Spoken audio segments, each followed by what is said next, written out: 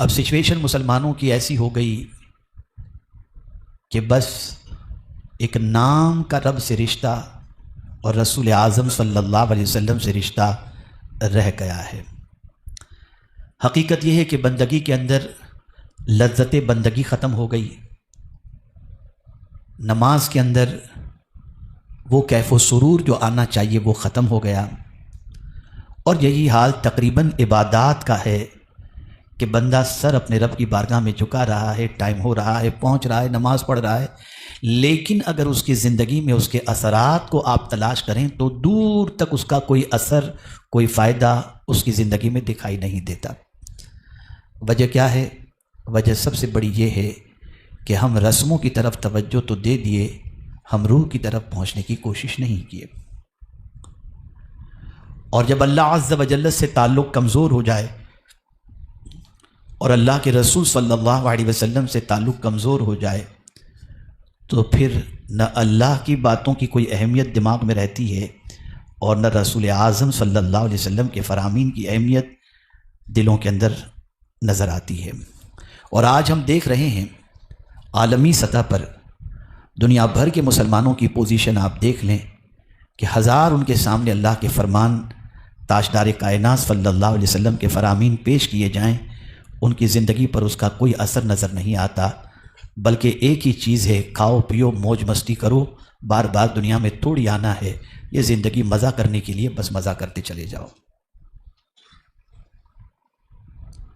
جب یہ سچویشن پیدا ہو جائے تو ہر اس شخص کی ذمہ داری بڑھ جاتی ہے جو شخص اس میدان کے اتار چڑھاؤ کو جانتا ہے اور آنے والے مسائل کے سلسلے میں تھوڑا سا ادراک رکھتا ہے، اس کی ذمہ داری بن جاتی ہے کہ بھٹکتے ہوئے بہکتے ہوئے لوگوں کو کسی نہ کسی طریقے سے سیدھے راستے کا مسافر بنایا جائے۔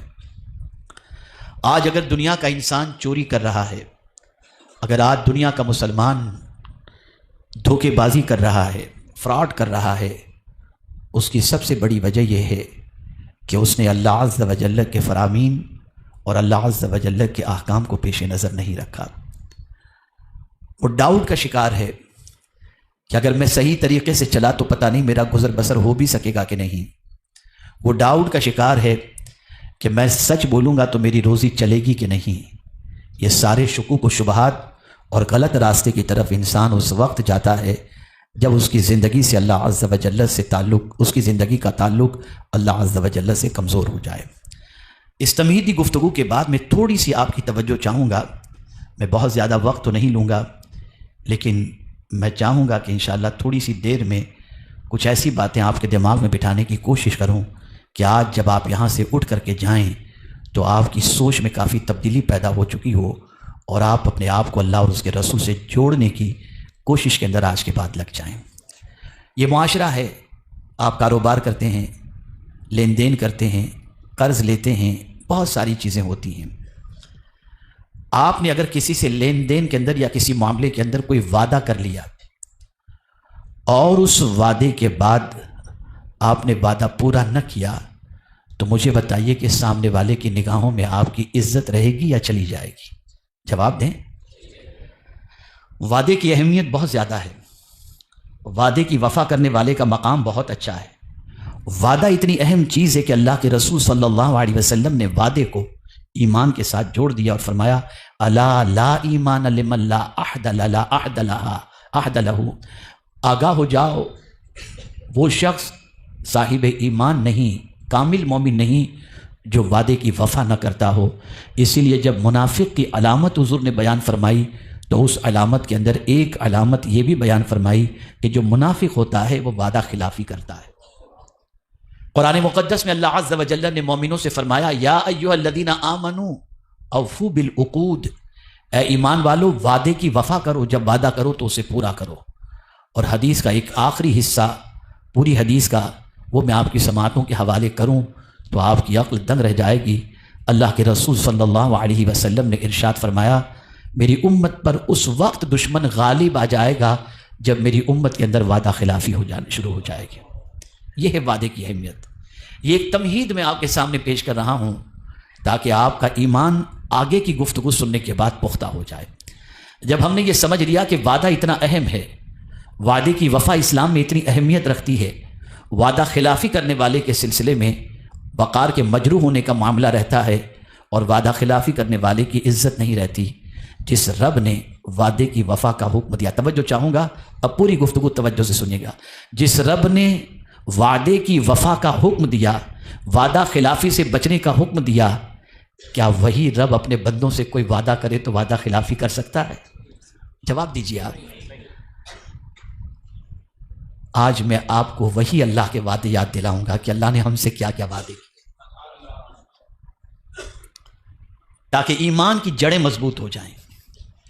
اور وعدے کی بات جب اللہ عز و جل نے قرآن مقدس میں فرمائی تو فرمایا ومن اوفا بعہدہ من اللہ، اللہ سے زیادہ اپنے وعدے کو پورا کرنے والا کون ہے؟ اللہ سے زیادہ وعدہ کون پورا کرنے والا ہے؟ وہ جو وعدہ کر دے وہ وعدہ وہ پورا فرماتا ہے۔ میرے پیارے آقا صلی اللہ تعالی علیہ وسلم کے پیارے دیوانوں، اب آئیے میں آپ کو بتاؤں، میں آپ کو اللہ کے وعدے آج دکھاؤں گا کہ اللہ نے کیا کیا ہم سے وعدے کیے ہیں اور ہماری پوزیشن کیا ہے۔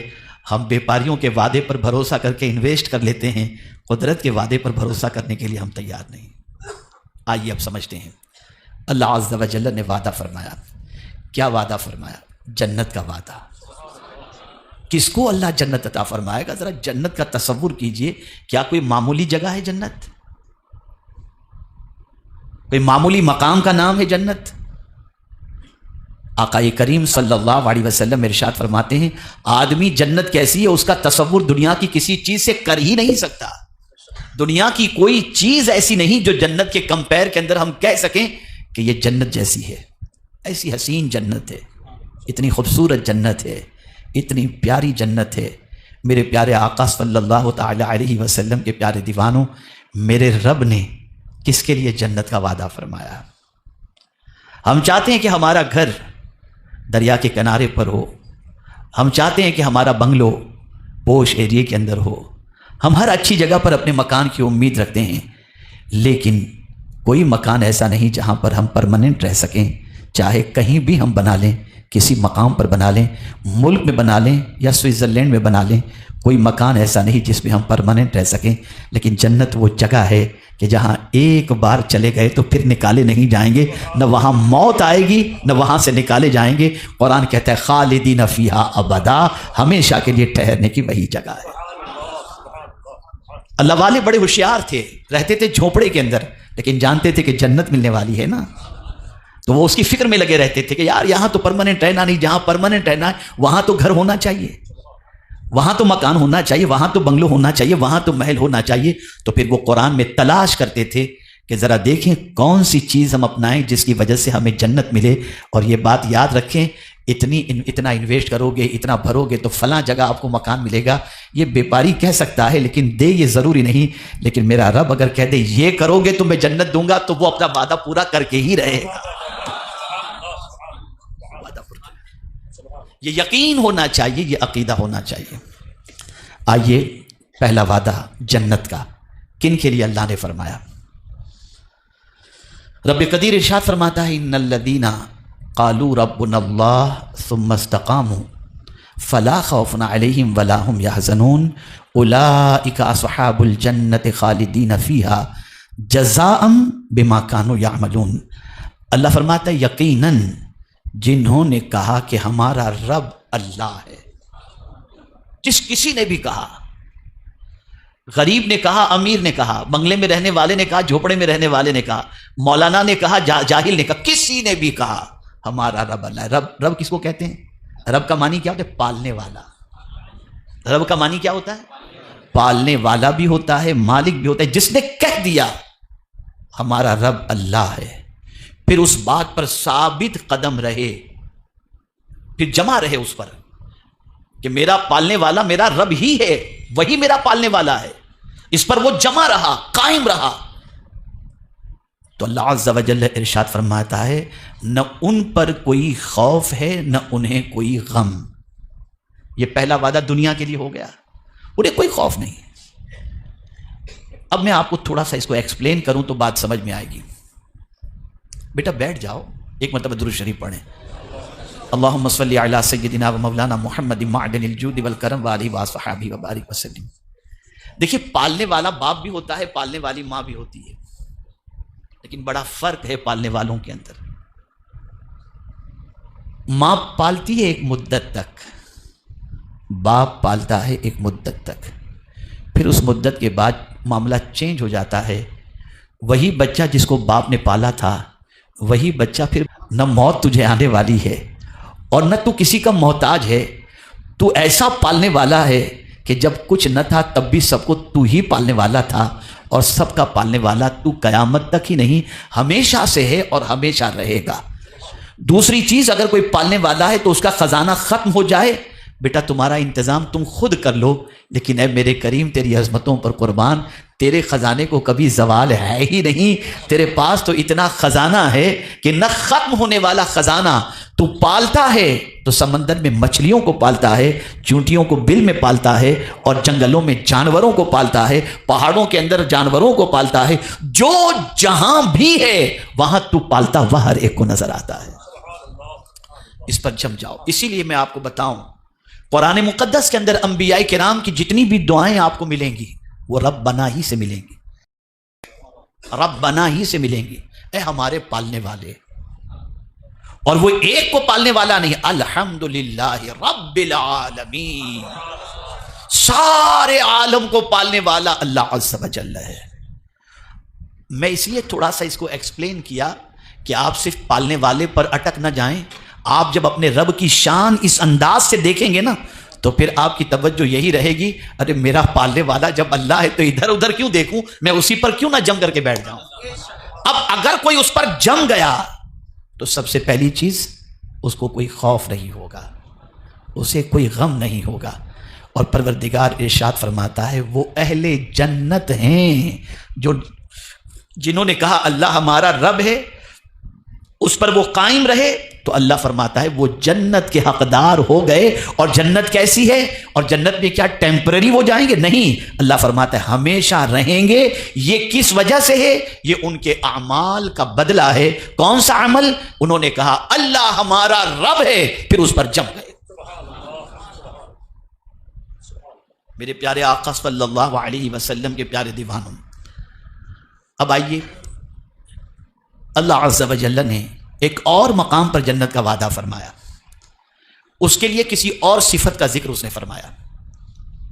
قرآن مقدس میں اگر آپ دیکھیں تو بہت سارے مقامات پر تفصیل کے ساتھ کہیں کسی چیز کا ذکر ہے، کہیں بہت شارٹ کے اندر ذکر ہے، لیکن وعدے جو کچھ اس نے جس عمل کی بنیاد پر فرمائے ہیں وہ ان سارے وعدوں کو پورا کرنے والا ہے. اس لیے کہ اس نے واضح لفظوں میں فرما دیا اللہ سے زیادہ وعدہ پورا کرنے والا کون ہے. اب آئیے دوسرا وعدہ اس کا جنتی سے متعلق، کس کو وہ جنت، یہاں تو لفظ وعدہ استعمال اللہ عز و جل نے بیان فرمایا.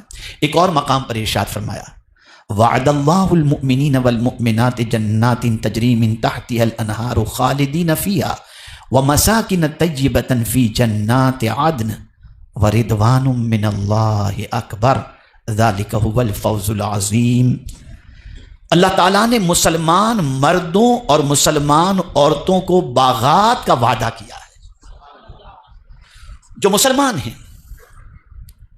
اب آپ کہیں گے میں مسلمان ہوں، میں مومن ہوں، تو میرے پیارے آقا صلی اللہ علیہ وسلم کے پیارے دیوانوں، اصطلاح شریعت کے اعتبار سے یقیناً ہم مسلمان ہیں. لیکن اگر ہم دیکھیں کہ کامل مسلمان ہونے کے جو اوصاف اللہ کے رسول صلی اللہ علیہ وسلم نے بیان فرمائے، کیا وہ ہمارے اندر ہیں؟ ہم اسے اپنے اندر تلاش کریں. آقا کریم صلی اللہ علیہ وسلم نے ارشاد فرمایا المسلم، مسلمان وہ ہے جس کی زبان اور ہاتھ سے دوسرا مسلمان محفوظ رہے. یہ حضور نے مسلمان کی تعریف فرمائی.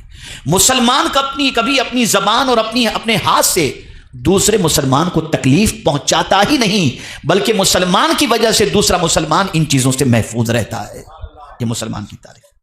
جب ہماری زندگی کے اندر کمال اسلام پیدا ہو جائے گا تو اللہ عز و جل نے ارشاد فرمایا کہ مرد ہو یا عورت، لیکن ہو اگر مسلمان، تو اللہ نے باغات کا وعدہ کیا ہے. جنت کے معنی باغ کے بھی ہوتے ہیں، تو باغات کا وعدہ کیا ہے جس کے نیچے نہریں جاری ہیں. سبحان اللہ. یہ بیوٹیفل منظر، اللہ اکبر، نیچرل بالکل۔ آج آدمی سمندر کے کنارے جا کر بیٹھتا ہے، نہروں کو دیکھتا ہے، آنکھوں کو ٹھنڈک پہنچتی ہے، ہل اسٹیشن پر جاتا ہے، جھرنے دیکھتا ہے، کوئی نائگرا فال دیکھنے کے لیے کینیڈا اور امریکہ جاتا ہے، اور یہ ساری چیزیں، وہ بہتے ہوئے جھرنے انسان کو بہت اچھے لگتے ہیں۔ تو میرا رب انسان کی فطرت کو جانتا ہے کہ میرے بندوں کے اندر میں نے کیا چیز کو اچھا سمجھنے کی صلاحیت رکھی ہے اور وہ کس چیز کو بیوٹی سمجھتے ہیں۔ تو اللہ عز و جل نے اس جنت کی خوبصورتی کا تذکرہ فرمایا، ایسے باغات میں اللہ عز و جل ہمیں رکھے گا جس باغات کے نیچے نہریں بہ رہی ہوں گے۔ اور پھر فرمایا میرے بندوں گھبرانا نہیں، یہ ٹیمپرری تم وہاں نہیں رہو گے، اللہ فرماتے ہیں ان میں ہمیشہ رہیں گے، ان میں ہمیشہ۔ اور پاکیزہ مکانوں کا وعدہ بسنے کے باغات میں، یعنی جو باغات ہوں گے، جو گارڈن ہوگا اس میں پاکیزہ مکانات ہوں گے، اللہ ان پاکیزہ مکانات کے اندر رکھنے کا وعدہ فرما رہا ہے۔ باغات بھی ہوں گے، پاکیزہ مکانات بھی ہوں گے، نہریں بھی ہوں گی۔ یہ ساری چیزوں کا وعدہ کوئی اور نہیں کر رہا، یہ وہ وعدہ کر رہا ہے جس سے سچا وعدہ کرنے والا کوئی دوسرا ہے ہی نہیں۔ وہ وعدہ فرما رہا ہے کس کے لیے؟ جو ایمان والے۔ یہاں سے ایک بات سمجھ میں آئی کہ اللہ سے ہمیشہ دعا کیا کرو، اے اللہ ایمان پر زندگی دے اور ایمان پر موت نصیب فرما، تاکہ ایمان پر خاتمہ ہو تو اللہ تعالیٰ کی ان نعمتوں کے ہم حقدار بن جائیں۔ اب یہیں پر اکتفا نہیں فرمایا، آگے جو فرمایا اسے بھی سماعت فرمائیں۔ اللہ فرماتے ہیں وَرِضْوَانٌ مِّنَ اللَّهِ اکبر، اور اللہ کی رضا سب سے بڑی ہے، اور یہی بڑی مراد پانا ہے، ذَلِكَ هُوَ الْفَوْزُ الْعَظِيمُ۔ اللہ کی رضا سب سے بڑی ہے، ہم اس کو خوش کرنے کی فکر، اس کو خوش کرنے کی فکر، اس کو راضی کرنے کی فکر، تو قرآن کہتا ہے نہیں، سب سے بڑی چیز یہ ہے کہ تمہارا رب تم سے راضی ہو جائے، اس کی فکر کرو، اس لیے کہ جنت کوئی نہیں دے سکتا، جنت کا مالک بھی وہی ہے، جنت کا خالق بھی وہی ہے، اس لیے اس کو راضی کر لو۔ اور میرے پیارے آقا صلی اللہ علیہ وسلم کے پیارے دیوانوں، میں ایک بڑی پتے کی بات آپ کو عرض کرتا ہوں، سب کو راضی کرنا مشکل ہے، رب کو راضی کرنا آسان ہے۔ رب کو راضی کرنا کوئی مشکل نہیں، سب کو راضی کرنا مشکل ہے، لیکن رب کو راضی کرنا بہت آسان ہے، بہت آسان ہے۔ وہ بہت جلدی راضی ہو جاتا ہے، بہت جلدی راضی ہو جاتا ہے۔ اگر کوئی چند قطرے آنسو کے بہا دے، زندگی کے سارے گناہ معاف فرما دیتا ہے۔ افسوس کی بات ہے کہ ہم نے سب کو خوش کرنے کی کوشش کی، رب کو خوش کرنے کی کوشش نہیں کی۔